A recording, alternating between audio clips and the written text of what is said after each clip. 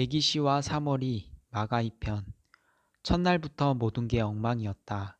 아이들은 벌써부터 담임을 독고마리 선생님이라고 부르면서 졸졸 따라다녔다. 독고마리 선생님 괜찮지 않아? 나도 합격. 뭔가 특별해 보여. 진창기와 연담이가 주고받는 소리가 들렸다. 다른 아이들 생각도 거의 비슷했지만 난 아니었다. 모두가 보는 앞에서 날 웃음거리로 만든 선생님을 결코 좋게 봐줄 수가 없다. 다음 날 아침 조회 시간에 선생님이 고장난 리코더처럼 가늘고 높은 목소리로 말했다. 친구들, 큰일이 닥쳤다. 학기 초마다 반복되는 일이니까 다들 뭔지 알겠지? 하지만 반 아이들은 무슨 말인지 모르겠다는 듯 눈만 멀뚱거렸다. 쳇, 반장 선거도 몰라? 멍청하기는. 나는 코웃음을 치며 아이들을 둘러보았다. 반장 선거 말이야. 역시 나도 모르게 주먹을 불끈 쥐었다. 1학기 동안 친구들 마음을 꽉 쥐고 흔들면서 우리 반을 이끌어 나갈 독고마리를 뽑는 일이지. 최고의 독고마리 반장이 될 자신이 있는 사람은 누구든 망설이지 말고 나서라. 선거는 다음 주 화요일 날 할 테니까 그때까지 누가 독고마리 반장감인지 눈 부릅뜨고 찾아보도록. 네! 아이들은 입을 모아 대답했다. 나는 선생님을 물끄러미 바라보았다. 머지않아 우리 반장 하면서 어제 내게 저지른 만행을 사과하는 선생님의 모습이 그려졌다. 유치원 시절부터 내 말이라면 죽는 신용까지 하고 내가 세상에서 제일 예쁜 줄 아는 오기린도 같은 반이 되었으니 선거에 이기는데 별 어려움은 없을 터였다. 나는 당장 집에 가서 엄마에게 최고급 유기농 케이크부터 만들어 달라고 할 참이었다. 해마다 선생님들은 내가 가져간 특제 케이크를 받으면 입을 다물지 못했다.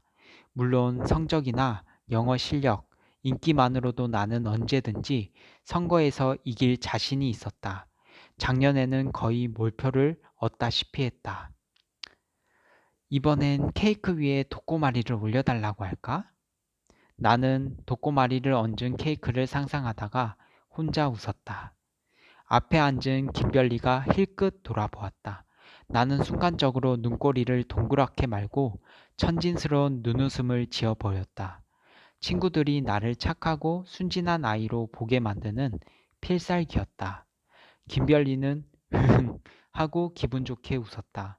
나의 필살기는 언제나 백발백중이다. 수업이 끝난 후에 나는 김별리와 함께 교문을 나섰다. 오기린이 쭈뼛거리면서 따라왔다. 가희야, 반장 선거 나갈 거지? 난 무조건 너 찍을 거니까 걱정 마. 그래, 고마워. 나는 상냥하게 대꾸했다.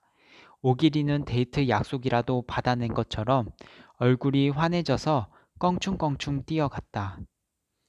기린이 진짜 웃긴다. 어쩜 저렇게 한결같이 해바라기래? 넌 좋겠다. 그렇지 뭐. 나는 건성으로 대답했다. 솔직히 오기린은 불편하고 귀찮은 존재이다. 오기린처럼 평범한 애한테는 애초부터 관심도 없었다. 그런 애들은 어디서나 남의 들러리 노릇만 하기 일쑤인데 난 그게 딱 질색이다. 나는 어디서나 화려한 조명을 받는 주인공이고 싶다. 주인공에게 들러리 남자친구는 필요 없다. 하지만 그런 마음을 겉으로 드러낸 적은 없었다. 빛나는 주인공이 되려면 오기린 같은 들러리가 필요했고 나는 그런 아이들을 억지로 밀어낼 만큼 어리석지 않다. 적당한 거리를 두면서 이따금 친절을 베풀면 오기리는 언제까지나 내 곁에서 충성을 다할 테니까. 사거리에서 김별리와 헤어진 뒤에 나는 곧장 가게로 갔다. 그런데 가게 앞에서 낯익은 얼굴을 만났다. 공수린이네? 공수린은 뚱한 얼굴로 쭈뼛거리면서 서 있었다. 대낮에 봐도 그림자처럼 어둡고 칙칙한 아이였다. 출입구를 장식한 아치 모양의 풍선 앞에서 더 볼품없이 보였다. 4학년 때도 공수리는 1년 내내 친한 친구 하나 없이 지냈다. 아이들은 일부러 공수린을 따돌리려 않았지만 굳이 친해지려고 하지 않았다. 공수리는 늘 자기만의 세계에 빠져 있는 듯 눈빛이 멍했고 말이 없었다. 하도 조용해서 목소리도 가물가물했다. 나는 문득 공수린의 목소리가 궁금해서 가방을 고쳐매고 성큼성큼 다가갔다. 그때 가게 문이 열리더니 동네에서 공주병으로 유명한 실버공주 할머니가 나왔다. 오늘은 빨간 안경에 빨간 양말을 신고 있었다. 언제 봐도 주책 맞은 차림이다. 할머니는 공수린에게 가서 뭔가 얘기를 하며 지폐를 내밀었다. 그리고 주위를 한번 살핀 다음 앞치마 주머니에서 빵을 한 봉지 꺼내 주었다. 실버공주가 공수린 할머니였어? 재밌네. 나는 속으로 웃었다. 실버공주 할머니와 공수리는 아무리 봐도 어울리지 않는 조합이었다. 할머니는 주변을 살피면서 공수린의 등을 떠밀다가 나랑 눈이 딱 마주쳤다. 할머니는 당황한 듯 잠깐 동안 입을 다물지 못했다. 공수리는 손에 들고 있던 돈가빵을 재빨리 뒤로 감췄다. 내가 모르는 척하고 웃으면서 다가가자 할머니는 허둥대며 말했다. 애기씨, 저기 내가 돈을 슬쩍 한 게 아니고 우리 수린이 책값을 깜빡해서 말이야. 그래. 은행에 돈 찾으려 갈 시간도 안 되고 해서 잠깐 빌려 쓰고 있다가 돈 찾아서 메꿔 놓으려고 그랬던 거라고. 얼마 되지도 않아. 자, 봐봐. 할머니는 묻지도 않는 말을 주저주저 늘어놓으면서 공수린 손을 앞으로 와라 끌어당겨서 억지로 펴보았다. 꼬깃꼬깃한 10,000원짜리 지폐 2장이 있었다. 공수리는 얼굴이 벌겋게 달아올려서 쩔쩔맸다. 빵을 갖고 나와서 그런다고 짐작했는데 돈 문제라니 더 흥미로웠다. 할머니, 괜찮아요. 그럴 수도 있죠. 그리고 우리 아빠 엄마 돈이지 제 돈은 아니잖아요. 그래. 정말 그렇게 생각해 주는 거야? 애기씨? 그럼요. 수린이는 2년째 저랑 같은 반 친구인데 그 정도도 못 봐주겠어요? 그 말에 할머니는 감격해서 내 손을 덥석 잡았다. 어쩜 애기씨는 마음 씀씀이도 이리 고울까? 고맙기도 하지. 할머니는 내가 다른 말이라도 할까봐 겁이 나는지 서둘러 가게로 뛰어 들어갔다. 지난달에 직원을 구한다는 안내문을 보고 실버공주 할머니가 찾아왔을 때의 일이 떠올랐다. 그때 엄마는 노인들은 셈이 흐려서 안 된다며 반대했다.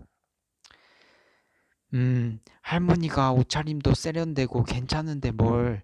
젊은 애들은 제멋대로 그만둬서 피곤한데 이참에 할머니 점원 써보는 게 좋지 않을까? 아빠가 끝까지 고집을 부려서 엄마도 결국 손을 들고 말았다. 그런데 지금 보니 엄마 걱정이 아주 틀린 것도 아닌 듯 했다. 그래도 할머니가 나를 애기씨라고 부르는 건 은근히 기분이 좋았다. 그 말을 들으면 내가 특별한 사람이 된 것 같았다. 조선시대 사대부 집안의 고명딸 같은? 그럼 할머니 손녀인 공수리는 3월이쯤 되는 건가? 그 생각을 하자 나도 모르게 웃음이 나왔다. 그러다 갑자기 따가운 시선이 느껴져서 고개를 들어보니 공수린이 나를 잡아먹을 듯이 노려보고 있었다. 어처구니가 없었다. 난 거지 아니야. 우리 할머니도 내 하인이 아니고. 공수리는 들고 있던 돈가빵을 획 집어던지고 돌아서서 뛰어갔다.